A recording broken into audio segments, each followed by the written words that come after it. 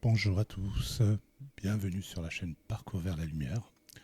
Très heureux de vous retrouver pour cette nouvelle vidéo. Ça fait un petit moment que je n'ai pas livré de vidéo, donc j'ai dû faire une petite pause parce que j'avais quelques projets à- à réaliser de mon côté. Et grâce à Dieu, en tout cas, il y a tout qui se passe bien, il y a tout qui avance. Le Seigneur a été euh, vraiment de d'une grande aide dans ce que je dans ce que je suis en train de vivre. C'est des miracles. Voilà. Euh, j'en suis heureux et je lui rends grâce. En tout cas, je lui rends grâce. Alors, j'avais à cœur de faire cette vidéo. Ça fait déjà un petit moment. Comme dans toutes mes vidéos, mais j'avais besoin de c'était suite à en fait à une méditation de plusieurs versets. J'avais commencé à méditer plutôt le livre de Romains, donc jusqu'au au chapitre 13, et de Romains, un peu, en fait, c'est Paul qui rappelait en fait au, à l'Église euh, leur identité, ce qu'ils étaient vraiment, et d'expliquer en fait que, euh, que le Seigneur, que par le Christ, par le Seigneur, nous avons été greffés sur l'olive et que certains, en fait, ils faisaient allusion en fait au peuple juif, au peuple hébreu, qui était coupé de la branche pour pouvoir justement greffer ce qu'on appelle greffer les gentils, donc ceux qui n'avaient pas, qui ne faisaient pas partie du peuple de la loi. Donc voilà. Donc vous voyez un peu de quoi je parle. Et de fil en aiguille, en lisant Romains, le Saint-Esprit m'a conduit à revenir sur Genèse pour expliquer un petit peu, pour expliquer le fondement même, la, la volonté de Dieu de pouvoir créer l'homme tel que nous sommes. Et donc c'est en revenant sur Genèse, hein, euh, je l'ai déjà expliqué plusieurs fois sur ma chaîne que la Bible, vous la lisez quand vous la lisez pas comme un livre. Donc le même verset peut vous révéler plusieurs feuillets, plusieurs choses, de plusieurs significations dans le verset. C'est pourquoi j'expliquais dans une de mes vidéos que voilà, euh, je j'ai été plutôt attristé de voir des publicités qui passent qui racontent pas mal de choses en disant oui mais vous pouvez apprendre la Bible en quelques semaines, devenir un expert et tout, devenir un expert. Voilà, c'est un peu compliqué quand même, euh, c'est prétentieux, voilà.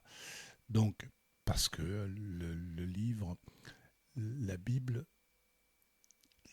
les écritures les écritures, ce sont des écritures saintes et c'est le Saint-Esprit qui vous révèle, qui vous enseigne, qui vous révèle les choses.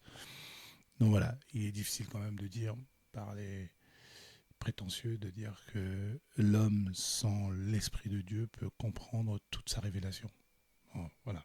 Donc je rappelle quand même que les Juifs avaient la loi de Moïse, mais ils ne l'avaient pas compris. Ils ne l'avaient pas compris tel que il nous l'a été, tel que le Seigneur est venu nous le révéler, nous révéler les choses. Ils avaient peut-être compris la surface des choses, la plupart, beaucoup, mais ils n'avaient pas compris le cœur de notre Dieu, Voilà. Donc voilà. Donc moi, c'est comme je disais, pour ne pas trop m'éloigner du sujet, euh, je voulais parler un peu de l'identité que nous avons, euh, parce que nous avons l'identité et puis ce que nous sommes vraiment. Nous avons tendance à oublier, même en tant que chrétiens, parce que nous allons être beaucoup plus facilement enveloppés par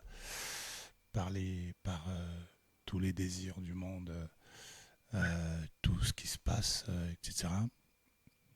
Donc le monde est un peu conçu de la sorte, hein, pour ne pas que nous puissions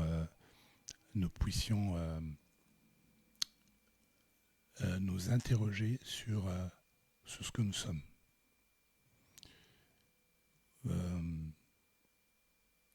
Et d'ailleurs, c'est pourquoi la Bible dit qu'il faut renouveler vos pensées, qu'il faut continuellement renouveler ses pensées.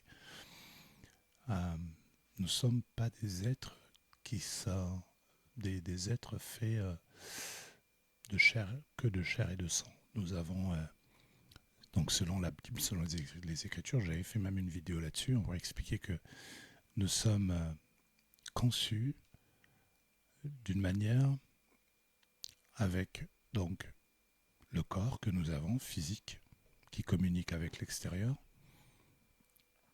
Nous avons notre âme qui renferme tous les désirs que nous avons, les émotions, tout ça. Nous avons notre âme, le choix que nous faisons, et nous avons l'esprit. Donc nous sommes constitués de ces trois éléments. Mais quand nous marchons dans ce monde, pour ceux qui sont, je dirais, un petit peu plus charnels, se disent que nous sommes qu'un seul être et qu'après, à la fin, finalement, nous sommes ici sur Terre, nous en profitons et puis terminé, fini, une fois que nous avons rempli ce que nous avons à faire ici sur Terre, connaître des personnes,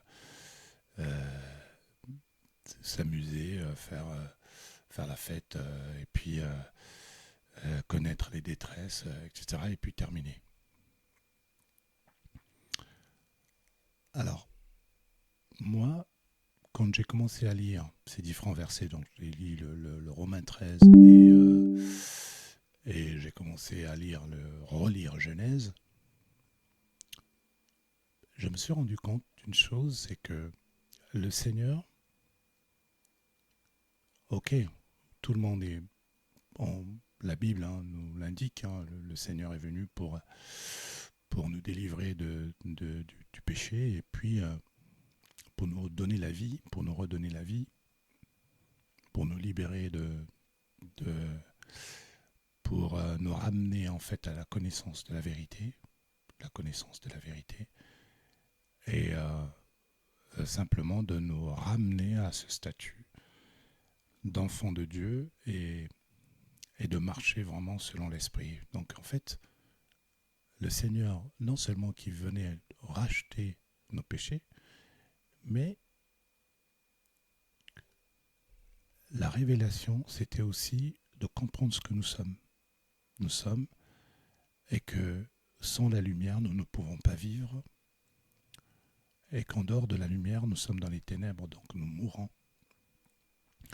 Donc ce qui veut dire que si le Seigneur est venu à rétablir cette alliance avec le Père, ça veut dire que déjà une chose, que nous étions perdus, nous étions égarés, nous étions morts spirituellement, et qu'en rétablissant, il nous ramenait à l'état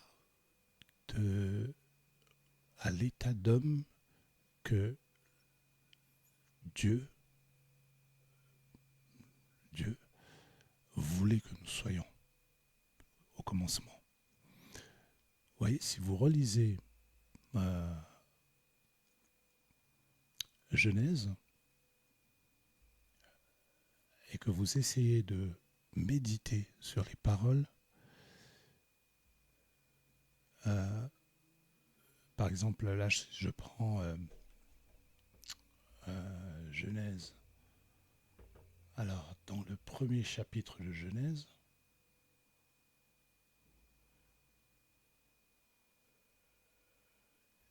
et le 6e jour, quand Dieu va créer l'homme, donc bien entendu, on sait très bien qu'il va y avoir pas mal d'éléments qui vont être créés avant de créer l'homme. Donc il y aura la lumière, une fois qu'il y a des ténèbres, il y aura la lumière. Et de là, partant de là, il va y avoir tout un séquencement d'éléments qui vont être créés. Donc la terre, avec la verdure, etc. Et qui demandera, et qui leur donnera en fait une multiplication en fait des différentes espèces, du bétail. Et c'est indiqué ici dans le verset, dans le chapitre, donc Genèse 1, je vous invite à lire, verset 27. Dieu créa l'homme à son image. Il créa l'image de Dieu, il créa l'homme et la femme. Vous voyez, ce verset, si l'on essaie de méditer simplement, on sait que Dieu est esprit. Vous ne pouvez pas le voir physiquement. Donc, vous ne pouvez pas avoir un point de comparaison avec un élément physique que vous voyez. Mais malgré cela, c'est quand même marqué que Dieu a créé l'homme à l'image. Il le crée à l'image de Dieu. Il crée l'homme et la femme. Ce qui veut dire que l'intention de Dieu, c'était de nous créer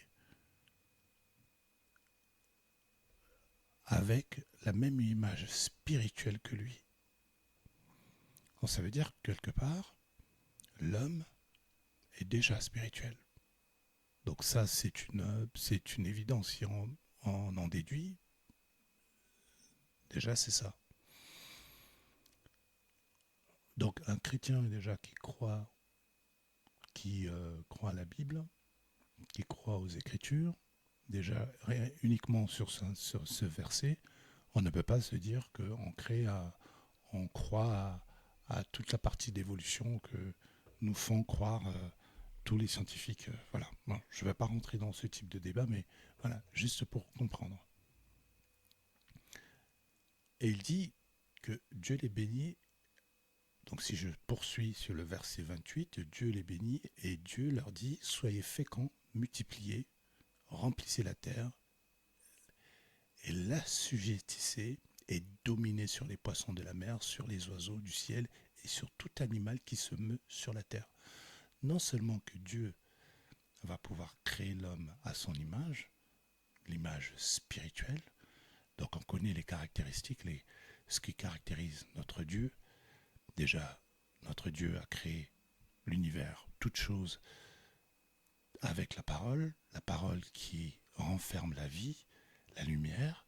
Donc ça veut dire que quelque part, et par son amour qui nous a créés, s'il nous a créé à son image, nous sommes censés porter ces valeurs-là, les valeurs de l'amour, de la fidélité, Donc voilà.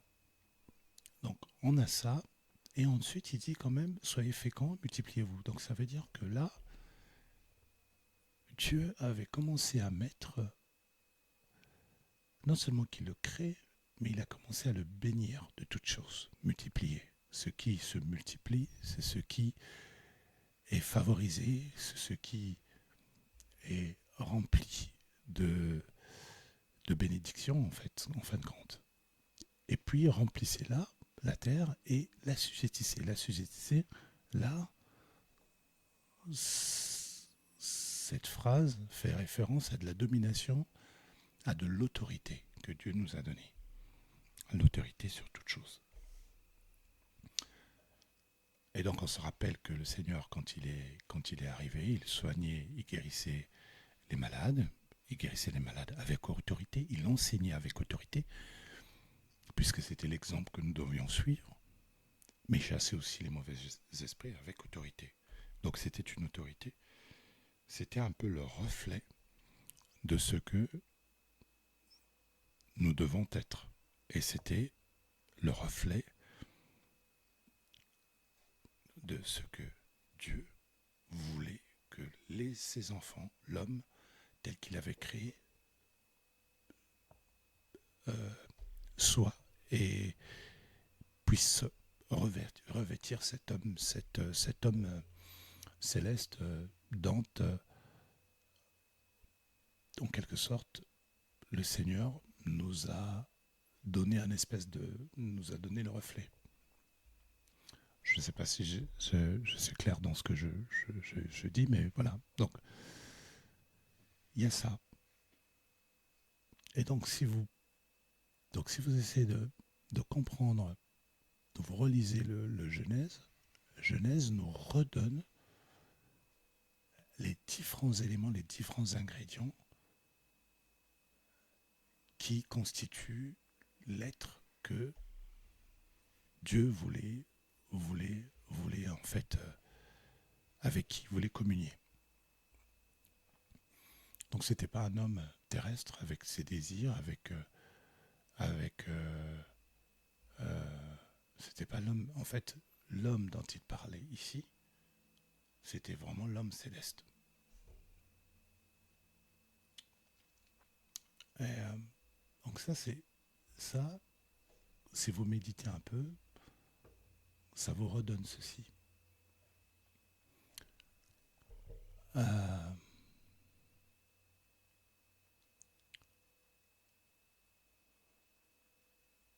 Et puis, plus loin dans un verset, il est indiqué que Dieu va créer l'homme et il va utiliser quoi comme élément pour pouvoir former l'homme, pour pouvoir en quelque sorte le designer. Il a utilisé un élément du sol, il a utilisé la poussière du sol. Et ensuite, qu'est-ce qu'il va faire? Il va souffler dans ses narines pour que l'homme devienne un être vivant. Donc, souffler dans les narines, c'est de lui donner l'esprit et l'âme et faire animer l'homme. Donc ça veut dire que déjà il y a une partie, un élément, une partie qui est utilisée pour pouvoir créer l'homme. Vous avez la poussière et puis vous avez l'esprit, l'âme qui est soufflée dans l'homme pour pouvoir vivre. Ce souffle, c'est bien cet homme spirituel que nous sommes. Et donc, le souffle, comme il a créé à notre image, ce souffle, la vie qu'il a mis en nous, c'est ce qui est censé nous représenter avant tout. Parce que finalement, l'homme qui va pécher, puisqu'il va le dire, il va le dire que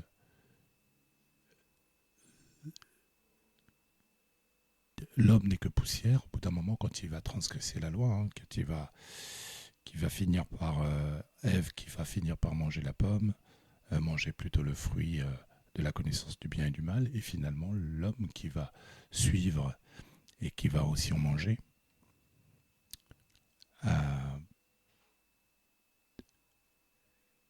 Et suite à cette transgression et suite aux différents péchés qui vont arriver, Dieu, à un moment, l'Éternel va dire que l'homme est poussière et il ne retournera que poussière. Et donc là, cette déclaration, c'était une déclaration plutôt de l'homme qui a choisi de pouvoir marcher, non pas selon l'esprit que lui l'a mis, mais c'est de marcher selon l'autre élément qui a été utilisé pour pouvoir former l'homme, c'est la poussière.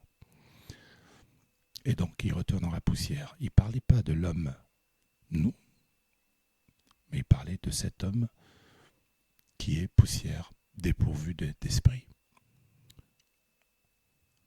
Parce que si Dieu dit que l'homme retournera poussière, et que finalement, et que Dieu est fidèle à sa parole, Ça voudrait dire quelque part, euh, il n'aurait jamais eu de rédemption. S'il y a eu de la rédemption, c'est que Dieu avait un plan pour l'homme spirituel, pour faire renaître l'homme spirituel, et non pas l'homme poussière. L'homme poussière, c'est l'homme qui doit mourir. C'est l'homme que nous devons, que l'homme qui doit être tué en fait, en quelque sorte, sacrifié, on va dire plutôt, sacrifié, comme le Seigneur l'a fait, sacrifié sur la croix pour que l'Esprit vive et pour que tous ceux qui l'acceptent, soient ensevelis avec lui. Donc ensevelir cet homme poussière pour renaître.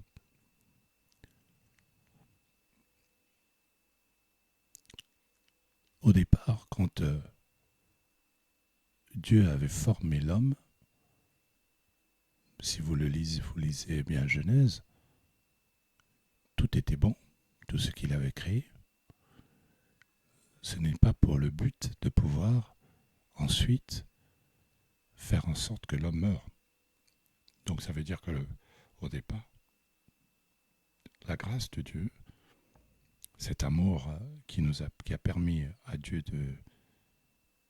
qui a été qui a aujourd'hui, qui était la motivation de pouvoir créer l'homme, c'était pour qu'il vive.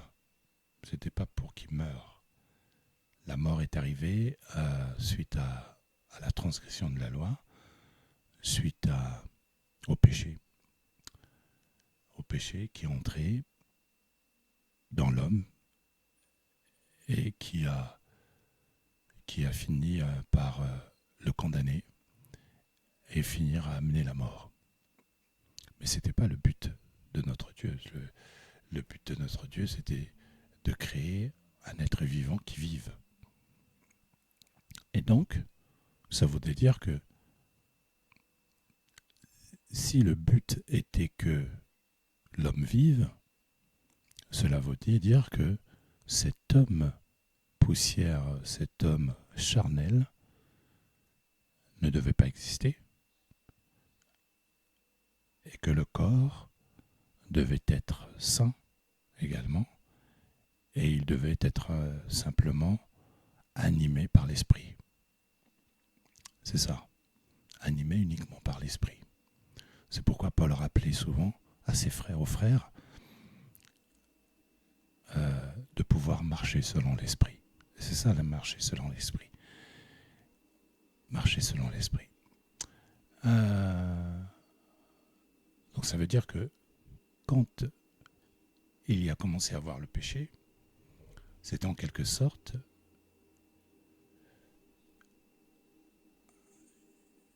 un rejet de notre vraie identité. Donc là, je vais venir sur la question de l'identité, de la vraie identité, celle qui vient de la lumière. Donc, en cherchant à vivre pour soi, de manière individuelle, parce que c'était par nos propres désirs, nous avons détaché, en quelque sorte, un peu l'homme spirituel que nous devons être. Et comme le corps ne pouvait plus vivre avec l'esprit qui vit, qui est une source de vie, le corps commençait à mourir. Donc les rides, toutes les choses que nous faisons à répétition, que nous mangeons et qui est complètement éphémère, nous allons au sel et que nous devons remanger parce que nous avons tout le temps faim.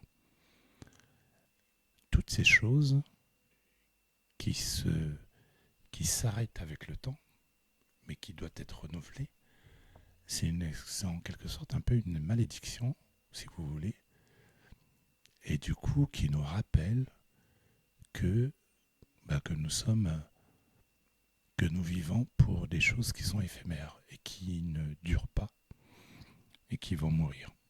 En quelque sorte, c'est ça. Parce que nous n'avons plus cet homme spirituel. Vous savez, quelquefois, il y a des gens, il y a des moments où il y a des résidus, il y a des choses qui nous rappellent un peu ce que nous sommes. Vous savez, quelquefois, c'est pas étonnant quand il y a des gens qui vous disent oui, mais je me sens plus au calme quand je suis dans la nature, je m'écarte, je vais me ressourcer. Ressourcer, oui, mais là, je me sens mieux quand je suis dans tel ou tel. Pour moi, cet état d'esprit, c'est en quelque sorte un peu l'âme qui recherche un peu le repos. Le repos, mais qui certainement se manifeste. Alors, je ne veux pas rentrer dans ces détails-là, mais vous voyez un peu de quoi je parle.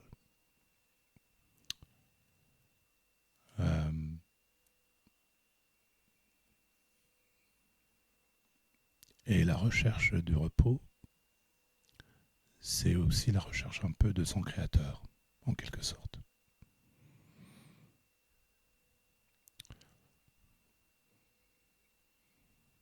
Parce qu'à la base, l'homme, tel qu'il a été créé, n'était pas censé être détaché de son créateur.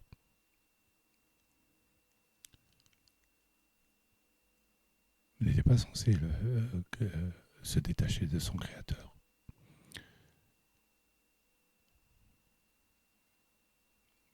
Voilà. Donc, c'était un peu une réflexion, une méditation que j'ai eue.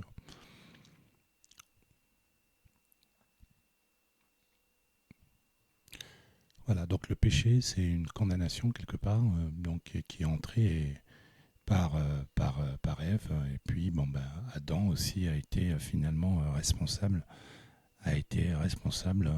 de ce péché. Alors bon, il y en a beaucoup qui disent oui, mais c'est Ève qui a commis le péché. Pourquoi Adam s'est vu imputer en fait ce péché? Mais il y a une phrase quand même qu'on oublie assez souvent dans la Bible, c'est indiqué que une fois que Dieu va créer Ève en utilisant la côte d'Adam, Adam va déclarer quand même que voilà euh, les os de mes os et la chair de ma chair. Et l'Éternel qui va dire, c'est pourquoi l'homme et la femme quitteront leur père et leur mère.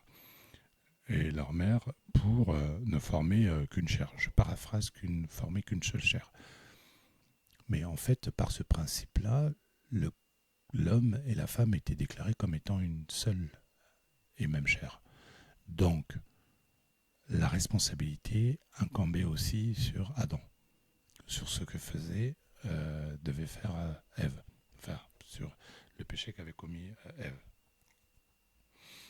Et d'ailleurs, c'est par cela que le Christ, du coup, nous rachète, puisque avec lui, nous formons qu'une seule chair, et si nous acceptons la chair du sacrifice de notre Seigneur Jésus, nous acceptons aussi le sacrifice de notre corps, de notre chair, pour pouvoir justement après, comme l'Esprit va faire vivre l'Esprit du Christ, et par la même occasion, c'est nous vivons à travers le Christ, nous vivons avec lui. Et nous sommes ressuscités avec lui, puisque c'est l'Esprit de Dieu qui va faire renaître le corps du Christ. Bon, donc ça, tout le monde connaît un petit peu ça. Donc ça veut dire que le Christ devait apporter en fait cette communion et demander à ses disciples de partager le pain qui était sa chair, puisque voilà, donc partager la chair, manger sa chair, d'ailleurs qui a coûté d'ailleurs à certains disciples de quitter et de partir parce que ils trouvaient ça un peu délirant et que certains avaient même quitté. Et nous acceptons donc du coup, si nous mangeons la chair, c'est que nous acceptons de former qu'une seule chair aussi avec le Christ. C'est un peu le même principe que l'homme et la femme. C'est ce que nous faisons, nous déclarons quand nous marions lors d'une cérémonie de mariage. Voilà. Donc il y a tellement de choses à se dire là-dessus et à comprendre vraiment l'identité et qui explique pas mal de versets d'ailleurs. Si vous reprenez même le 1 Corinthiens 15, 26, hein, donc ça il est important de pouvoir vraiment comprendre ce que nous sommes.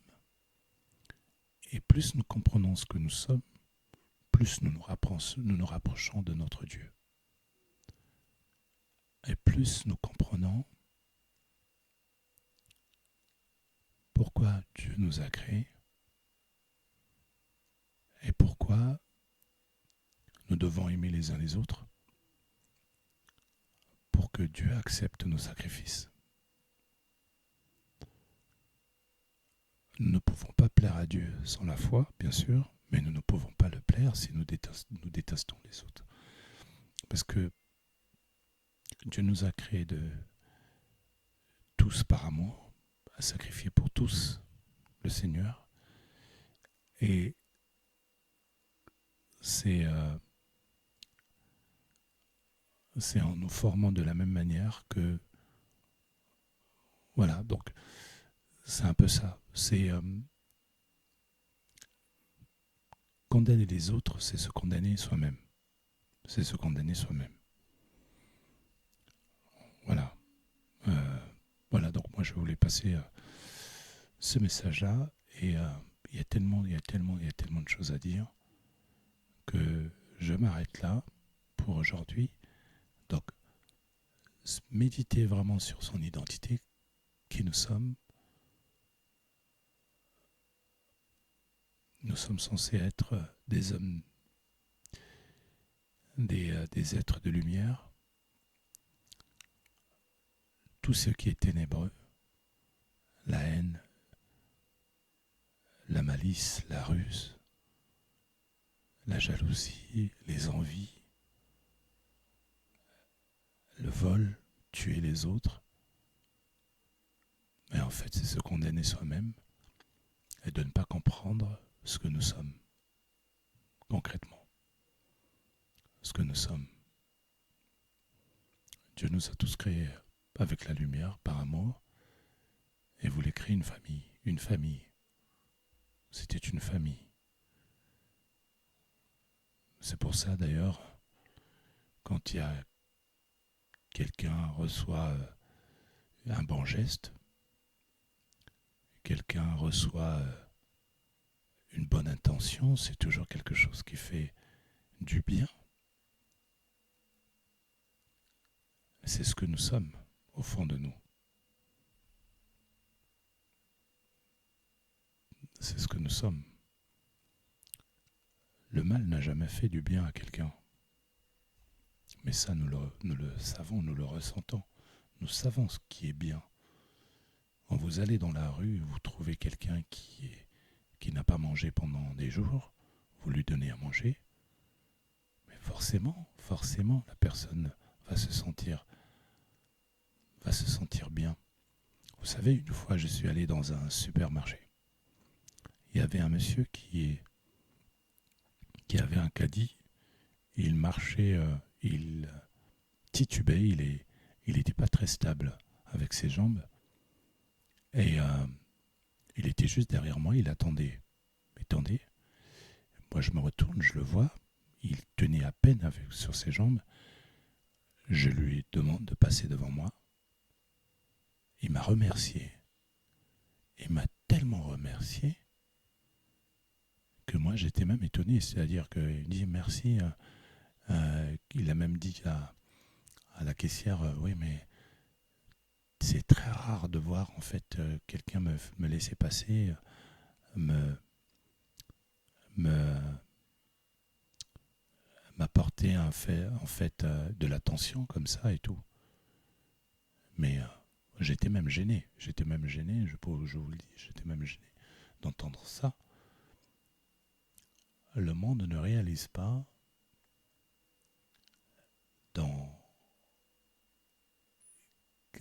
ne réalise pas la profondeur du mal dans lequel nous vivons, au point de ne même pas regarder les autres.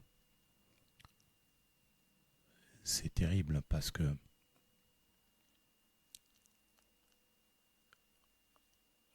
il y a quelquefois, je me demande même, vous savez, quand le Seigneur Jésus-Christ est venu, la Bible dit très souvent qu'il va avoir de la compassion et quand il va, juste avant de guérir. Il y a quelques versets, je ne les ai pas tous en tête, mais de la compassion. Ça veut dire que, quelque part, le Seigneur voyait, non pas physiquement, mais voyait aussi spirituellement, en fait, comment est-ce que les gens, l'état spirituel des gens, qu'après qui se manifeste, bien entendu, mais l'état. Et imaginant que lui qui était parfait et qui n'avait aucune tâche et qui était saint, lui qui voyait le mal devait être beaucoup plus accentué. Plus vous êtes dans la lumière, plus aussi vous découvrez autour de vous que le monde est tombé vraiment dans la profondeur du mal, quoi. Mais bon, heureusement que nous prions, en tout cas, pour que les choses aillent bien. Nous prions pour qu'il y ait la grâce de notre Dieu et que les choses aillent bien, que les gens reçoivent la lumière, que les gens acceptent le Seigneur dans leur vie et qu'ils puissent commencer à transformer leur vie, ouvrir leurs yeux spirituels. C'est cet homme spirituel que Dieu veut communier avec. Mais une fois que cet homme spirituel est réveillé, il se nourrit et le Saint-Esprit nous guide. Voilà, donc c'était une réflexion que je voulais avoir. Je voulais juste faire passer ce petit message. Et puis voilà, méditer la parole, passer du temps à méditer. Voilà. Shalom à tous. Bon week-end. Au revoir.